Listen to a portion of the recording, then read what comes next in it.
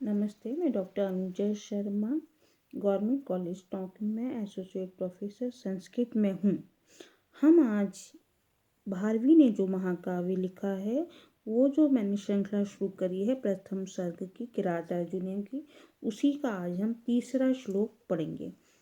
इसमें क्या है, वनीचर जो है वो जब वहाँ से आता है सारे गुप्त रहस्यों को जानकर दुर्योधन के राज्य से, तो वो अपने स्वामी युधिष्ठिर को संदेश दे रहा है।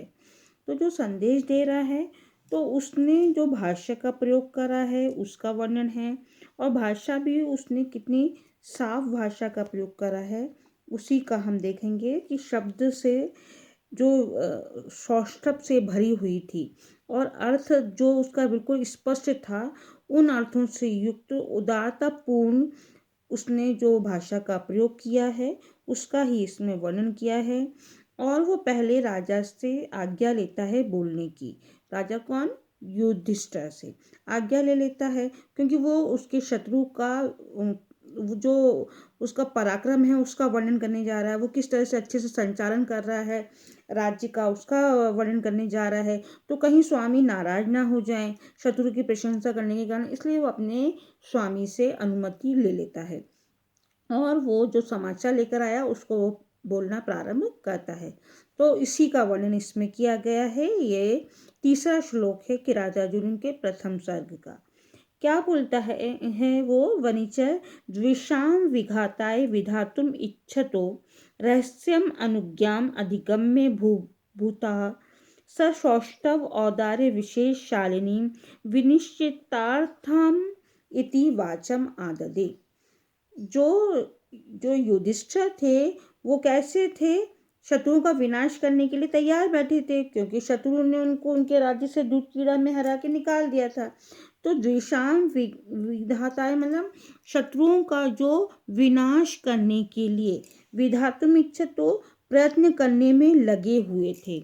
ऐसे जो दुर्योधन का मतलब जो उनका शत्रु है और युधिष्ठिर उसका विनाश करने में लगे थे, ऐसे जो भूवतः माने जो इसके लिए किसके लिए कहा गया? भूवतः युधिष्ठिर के लिए जो राजा थे उनकी अनुज्ञा माने आज्ञा लेकर उस गुप्तचर ने पहले अपने स्वामी की आज्ञा ले ली कि संदेश आपको नापसंद आए तो इसलिए मैं क्षमा चाहता हूँ। उनकी आज्ञा ले ली और जो उनके राजा कैसे थे? स माने वह जो युधिष्ठिर थे वो द्विषाम विधाताए शत्रुओं का विनाश करने के लिए, विधातुम इच्छता माने प्रयत्न करने के लिए इच्छुक बैठे थे। मतलब वो अपनी सेना तैयार करने में लगे हुए थे, पर उन्होंने शत्रु राज्य के क्या समाचार हैं ये जानने के लिए पहले गुप्तचर को भेज दिया। तो वो सारे समाचार लेकर आता है, उनको बता रहा है। वो जो उसके महाराज थे वो शत्रुओं का विनाश करने के लिए प्रयत्न करने के इच्छुक थे। ऐसे भूभूतः माने राजा के सामने, ऐसे महाराज के सामने पहले उसने उनकी अनुज्ञा माने आज्ञा प्राप्त कर ली और फिर अधिगम्य माने प्राप्त की, अनुज्ञा माने आज्ञा, और रहसी का अर्थ है एकांत में।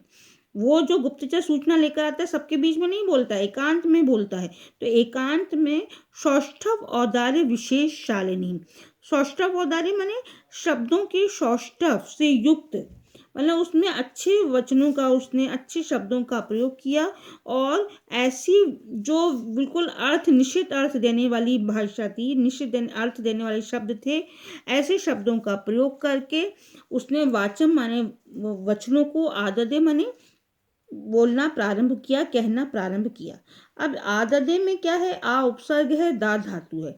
दा का अर्थ तो होता है देना, लेकिन यहाँ पे देना अर्थ नहीं हो रहा है। यहाँ पे क्या हो रहा है?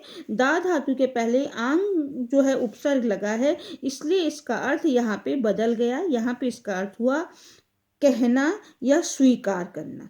तो इस तरह वनीचर ने उनकी आज्ञा प्राप्त कर ली और शब्द सौष्ठव से भरी हुई, विशेष अर्थ देने वाली, निश्चित विनिश्चितार्थ से मतलब है निश्चित प्रमाणों से युक्त वाणी को, वाचम माने वाणी को, आददे माने कहना प्रारंभ किया या वाणी ऐसे वचनों को बोलना स्वीकार किया। आददे का यहाँ पे अर्थ देना नहीं होगा, बल्कि यहाँ पे स्वीकार करना या कहना होगा। अनुप्रास अलंकार का इस श्लोक में प्रयोग किया गया है और छंद वही है, वंशस्थ छंद है। लक्षण मैंने आपको पहले भी बताया, जतौ तु वंशस्थ मुदीरितम जरो, अर्थात इसके प्रत्येक चरण में क्या होता है, जगण, जतौ से मतलब है जगण तगण, फिर लास्ट में जो जरो शब्द आया है लक्षण में, उसका मतलब है जगन रगन, अर्थात एक चरण में जगन तगन जगन रगन हो, वहां पर वंशस्थ छंद होता है। तो इस तरह जो गुप्तचर है वो शत्रु राज्य से